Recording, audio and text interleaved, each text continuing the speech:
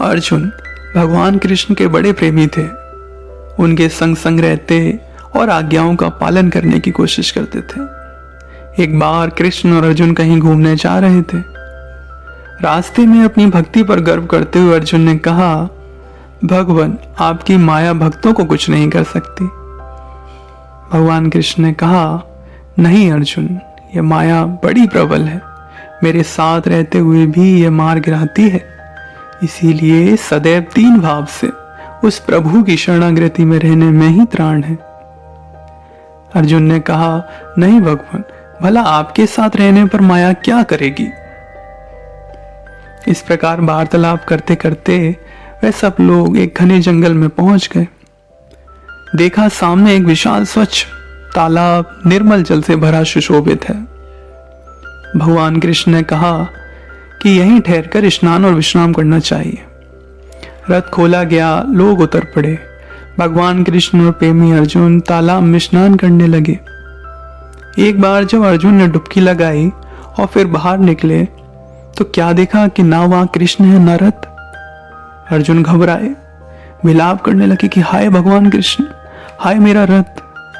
पर वहां तो कुछ नहीं था। एक यात्री उधर से आ रहा था। अर्जुन का विलाप सुनकर वह पास आया। अर्जुन ने अधीर होकर पूछा, आपने क्या हमारे कृष्ण भगवान को देखा है। उस यात्री ने कहा, क्या आप होश में हैं? कृष्ण तो द्वापर में हुए थे, आज यहां कृष्ण होंगे। अर्जुन बड़े अचंभे में आगे बढ़े। कुछ दूर जाने पर एक गांव मिला। शाम हो गई थी, सोचा इसी गांव में विश्राम करें। जब गांव में पहुंचे तो वहां महाभारत की कथा हो रही थी। यह भी बैठ गए सुनने के लिए। कथा बड़ी सुहावनी और हृदयग्राही थी। 5 पांडवों की शूरवीरता और उनके गुणों का वर्णन था। अर्जुन की धनुर्विद्या की तो भूरी भूरी प्रशंसा की गई थी। अर्जुन से रहा ना गया। भावावेश में उठकर कहा कि मैं ही वह अर्जुन हूं। लोग सोचने लगे, कथा कहां द्वापर की और अब कहां यह जमाना। फिर अर्जुन की कभी यह हालत होती। उसे झूठा और पाखंडी समझ लोग मारने दौड़े। अंत में उसे परदेसी कहकर शांत हुए। अर्जुन ने भी परदेशी के रूप में रहने का ही विचार किया।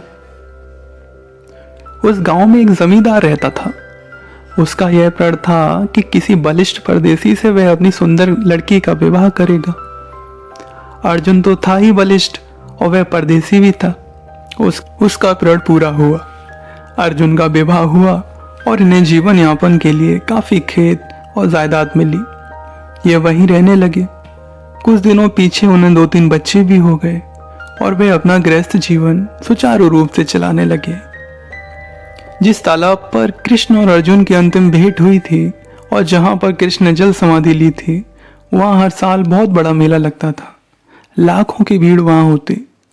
एक बार परदेशी की स्त्री ने भी परदेशी से उस मेले में चलने का बहुत आग्रह किया, जिससे उस पवित्र तालाब में स्नान कर वे भी जीवन को मुक्त करें।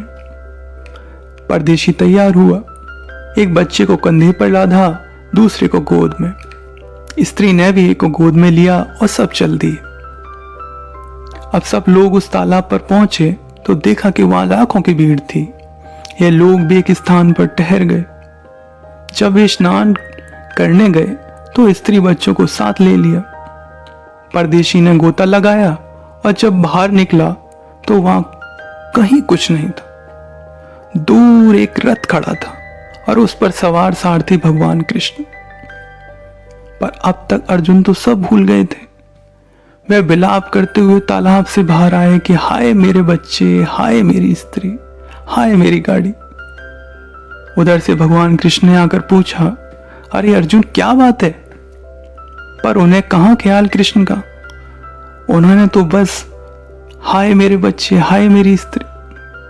तब भगवान कृष्ण ने अर्जुन के एक थप्पड़ लगाते हुए कहा, क्यों अर्जुन, अब तुमने मुझे पहचाना। अर्जुन के ऊपर से सब माया का प्रभाव उतर चुका था। कहने लगे, भगवान बड़ी भूल में पड़ गया था। माया तो भगवान बड़ी प्रबल है।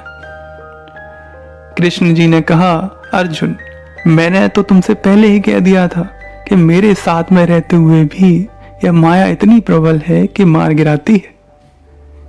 इससे बचाने वाले सर्वसमर्थ केवल सच्चे संत सद्गुरु ही होते हैं, अन्य कोई भी नहीं।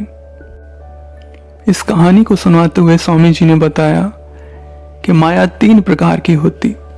पहली जड़ माया, जो धन दौलत जमीन जायदाद में रहती।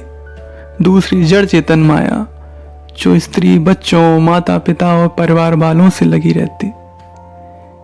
तीसरी चेतन माया, जो साधक को साधन अवस्था में मिलती।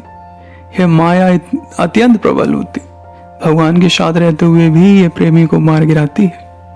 केवल सर्वसमर्थ सद्गुरु ही इन सब माया के घेर से जीव को बचाकर अपने निज धाम में पहुंचा सकते। कृष्ण भगवान की यह कहानी इसी बात की सीख देती है।